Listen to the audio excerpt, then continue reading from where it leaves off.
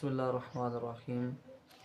اللہ تبارک و تعالیٰ نے قرآن مجید میں ارشاد فرمایا ہے وَلَا تُبَاشِرُوهُنَّ وَأَنْتُمْ عَاكِفُونَ فِي الْمَسَاجِدِ، اور تم اپنی عورتوں سے مباشرت نہ کرو اس حال میں کہ تم مسجد میں اعتکاف کی حالت میں ہو۔ اعتکاف یہ رمضان مبارک کے آخری 10 روزوں میں رسول اللہ صلی اللہ علیہ وآلہ وسلم فرمایا کرتے تھے۔ اور حضرت عائشہ صدیقہ طیبہ طاہرہ رضی اللہ تعالیٰ عنہ فرماتی ہیں کہ رسول اللہ صلی اللہ علیہ وآلہ وسلم 10 آخری ایام میں اعتکاف فرمایا کرتے تھے۔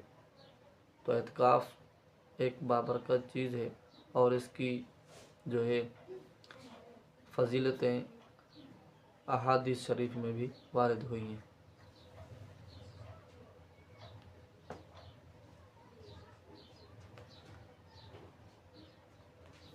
بائقی امام حسن سے راوی ہے کہ رسول اللہ صلی اللہ علیہ وآلہ وسلم نے ارشاد فرمایا جس نے اعتکاف کیا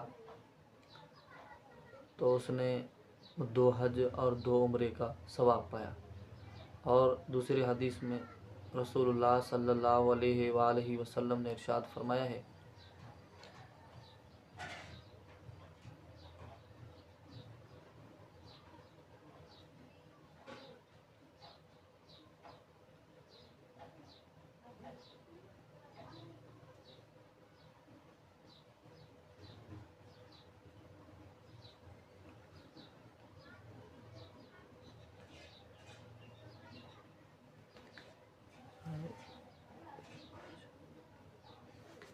ابن ماجہ ابن عباس رضی اللہ تعالیٰ عنہ سے روایت کرتا ہے کہ اعتکاف کے بارے میں رسول اللہ صلی اللہ علیہ وآلہ وسلم نے ارشاد فرمایا کہ معتکف نیکیوں کے بہت قریب ہو جاتا ہے اور وہ بہت ساری نیکیاں حاصل کر لیتا ہے جیسا کہ اس نے تمام کی تمام نیکیاں کر لی ہوں۔